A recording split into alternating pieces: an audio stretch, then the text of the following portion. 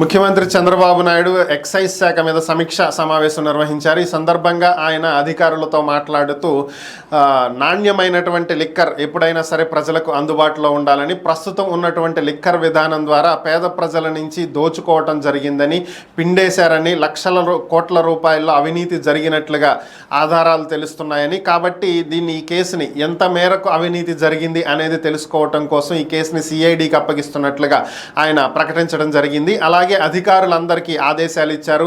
Excise శాఖలో ఏ ఒక్క file కూడా బయటకు మూవ్ అవడానికి లేదని, అన్నింటినీ సీజ్ చేయమని ఆదేశాలు ఇస్తూ విచారణకు సిఐడి అధికారులకు ఎక్సైజ్ శాఖ అధికారులంతా కూడా సహకరించాలని చెప్పి ఆయన ఆదేశాలు ఇచ్చారు. అలాగే మద్యపాన నిషేధం అనేది చేయటం అసాధ్యమని, మద్యపాన నిషేధం చేయటానికి పూనుకుంటే ఇతర మార్గాలలో మద్యం సేవించేటువంటి కార్యక్రమాలకు పాల్పడుతూ ప్రాణాల మీదకు తెచ్చుకునేటువంటి అవకాశం ఉందని, కాబట్టి మనం దాన్ని ఎలాగూ ఆపలేము, ప్రాణాల మీదకి తెచ్చేటువంటి పరిస్థితి ఉంటుంది. కాబట్టి కొంతలో కొంత తీవ్రతను తగ్గించడం కోసం నాణ్యమైనటువంటి మద్యాన్ని, అక్రమ మద్యమో లేదంటే కల్తీ మద్యమో కాకుండా నాణ్యమైనటువంటి మద్యాన్ని తక్కువ ధరలకు అందించేటువంటి ప్రయత్నం చేసినట్లయితే వారి కుటుంబాలు బాగుంటాయని, లేదంటే సంపాదించిందంతా మద్యానికే పెట్టేసి చివరికి కుటుంబాలని రోడ్ల పాలు చేస్తున్నారని, దీని మీద అధ్యయనం చేస్తున్నామని, ఇతర రాష్ట్రాలలో ఏ విధంగా లిక్కర్ పాలసీ ఉందో దాన్ని చెక్ చేసుకుని